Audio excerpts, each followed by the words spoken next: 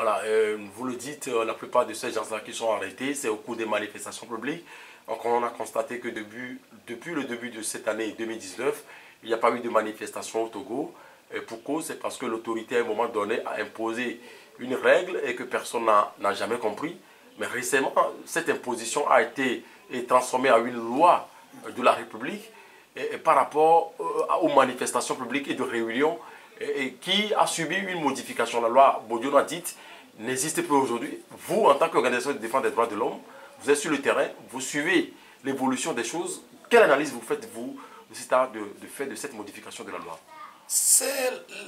La première impression, Justin, c'est de dire que au lieu que tous les pays cherchent à aller de l'avant, nous avons l'impression que notre pays, le Togo, cherche à aller en arrière. La loi votée tout récemment par l'Assemblée nationale nous amène à faire plus de 10 000 pas en arrière en matière de liberté de manifestation. Ce qui encourage alors l'impunité, ce qui encourage la violation des droits de l'homme dans notre pays. Déjà, quand nous parlons de la loi dite Bodiona, nous avions parlé des manquements. Nous parlons tous les jours des manquements à cette loi-là. Et aujourd'hui, au lieu de corriger ces manquements, nous en avions plutôt ajouté, sinon dire plutôt que nous avions fait aujourd'hui la liberté de manifestation, nous en avons fait aujourd'hui la non-liberté. C'est-à-dire qu'au jour d'aujourd'hui, nous ne pourrions plus dire qu'il y a de liberté de manifestation dans notre pays, le Togo, si nous lisons très bien, ligne par ligne, cette nouvelle loi que nous avions nommée la loi Boupessi. Il n'y a plus de liberté de manifestation. Parce que, écoutez, les heures sont définies, les itinéraires sont définis, mais non, pourquoi on manifeste? On manifeste pour revendiquer quelque chose. On manifeste pour que l'autorité sache qu'il s'est passé quelque chose dans le pays. Si aujourd'hui, on interdit la manifestation dans certains lieux, on impose les heures de manifestation, comment est-ce que ces organisateurs de manifestation pourront manifester pour pouvoir faire signe à l'autorité qu'il se passe quelque chose? Si je dois manifester dans la rue, ou bien dans le cimetière à côté ici, mais comment est-ce que l'autorité saura que je revendique quelque chose? Si la revendication est orientée vers telle ou telle institution, comment est-ce que je vais aller manifester ailleurs pour pouvoir faire valoir mon droit et pour pouvoir faire valoir ce que je revendique? Non, c'est écœurant. C'est écœurant. Parce que le Togo, nous disons que c'est un état de droit. Permettez que nous allons vraiment à cet état de droit. Toute cette lutte que nous menons depuis 90 jusqu'à aujourd'hui, pour pouvoir installer cet état de droit. La démocratie dans notre pays, aujourd'hui, il est clair que cette démocratie-là a pris du recul, ou disons, est bannie par une minorité d'individus ou de personnes qui prétendent diriger ce pays. Voilà, vous venez de dire la liberté de manifestation au Togo pratiquement inexistante aujourd'hui. Vous recevez tous les jours que Dieu fait, les gens sont persécutés, les gens sont empêchés de tenir de réunions. Je parle également je fais allusion au cas de la formation de M. Tikwi Achadam, PNP, et vous recevez tous les jours des plaintes. Qu'est-ce que vous en faites par rapport à ces plaintes-là? Oui, il faut dire que nous, notre arme puissante que nous avons, c'est la dénonciation, c'est le plaidoyer. Généralement, quand nous recevons ces plaintes, qu'est-ce que nous faisons? Nous faisons la documentation de ces situations de violation des droits de l'homme et après, nous allons vers l'autorité ou nous écrivons à l'autorité pour essayer quand même de demander à l'autorité de faire ci et de faire ça pour pouvoir respecter les droits des uns et des autres. Bon, malheureusement, il y a des faits qui continuent. Il y a des faits de violation graves qui continuent. Et aujourd'hui, avec cette nouvelle loi, je crois qu'on n'a fait que renforcer, je dis bien, ces situations-là qui feront que demain, même pour que les gens tiennent leur réunion, ils doivent se cacher pour pouvoir les tenir. Voilà. C'est vraiment dommage pour notre pays. Voilà. Dans les dernières périodes, vous prenez attache avec les détenus politiques notamment. Vous avez travaillé aux côtés de certaines formations politiques qui vous renvoient, qui vous saisissent par rapport à ceux qui sont détenus. Ceux-là qui sont encore au niveau de la prison civile de Lomé ou ailleurs, aujourd'hui on peut les estimer à combien de... Non, vous savez, l'estimation se fait par organisation et par catégorisation. Parce qu'il y a des gens qui n'ont pas été... il y a des gens qui sont arrêtés au cours des manifestations proprement dites. Et il y a des gens qui ont été arrêtés après certaines manifestations. C'est-à-dire des manifestations annoncées. Les gens ont été arrêtés. Et donc aujourd'hui, nous, on compte encore plus de 90 personnes qui sont en détention à la prison civile seule de Lomé. Et donc ces gens-là, nous les rendrions visite, mais malheureusement, ces derniers temps, quand nous y allons, il faut une autorisation, il faut un mandat de l'administration pénitentiaire pour pouvoir les voir. Tout récemment, nous étions encore à la prison pour rencontrer certains d'entre eux qui nous avions été saisis par leurs parents de leur état de santé.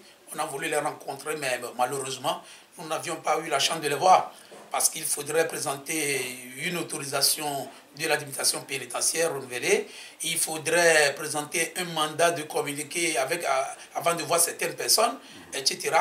Et moi, personnellement, il m'a été demandé que je ne pouvais pas y aller tout simplement parce que quand nous prenons par exemple le cas Sativi, et Sativi a été arrêté au siège de l'innovation internationale. Notre siège, donc, au siège, notre siège, et donc qu'on ne pouvait pas avoir accès comme ça à la prison sans mandat parce que nous ne sommes pas censés communiquer avec certaines personnes. Donc voilà à peu près, c'est un peu déplorable. C'est déplorable parce que normalement, en tant qu'organisation de défense des droits de l'homme reconnue par l'État, nous avons notre récépissé, c'est-à-dire le document juridique, nous le tenons, et donc nous avons quand même le droit d'organiser des visites inopinées pour pouvoir voir les conditions dans lesquelles les détenus sont détenus à la prison civile de Lomé. Bon, malheureusement, nous n'avons plus ce droit-là.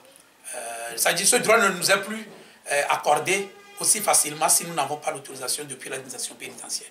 Voilà, vous venez de le dire, le cas Police Sativi, c'est préoccupant. Quand vous interrogez les organisations de défense des droits de l'homme, chacun y va de son commentaire. Beaucoup estiment aujourd'hui qu'il n'a plus sa raison, il n'y a plus question d'être, qu'il soit encore au niveau de la prison civile de Lomé. Son procès en appel doit se tenir le 22 août dernier, c'est reporté sur le 12 septembre prochain. Un petit commentaire.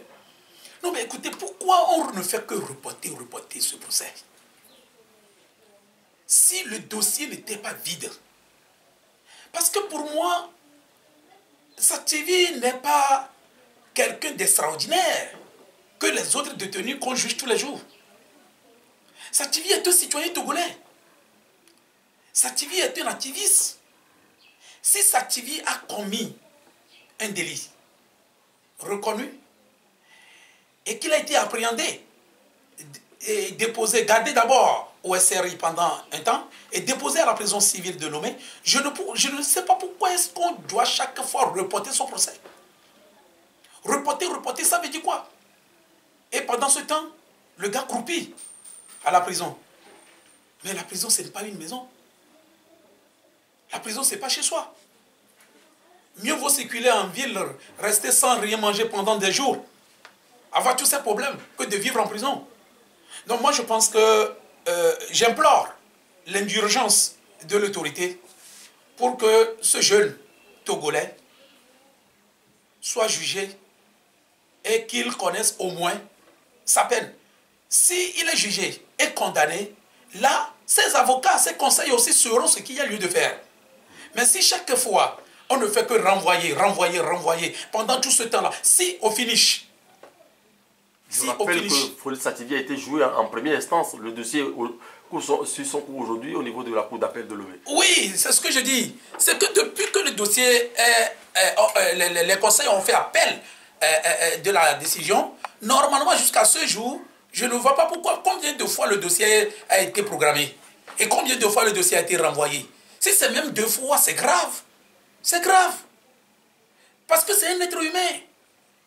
D'abord, les conditions de détention à la prison civile de Lomé, vous le savez, tout comme moi.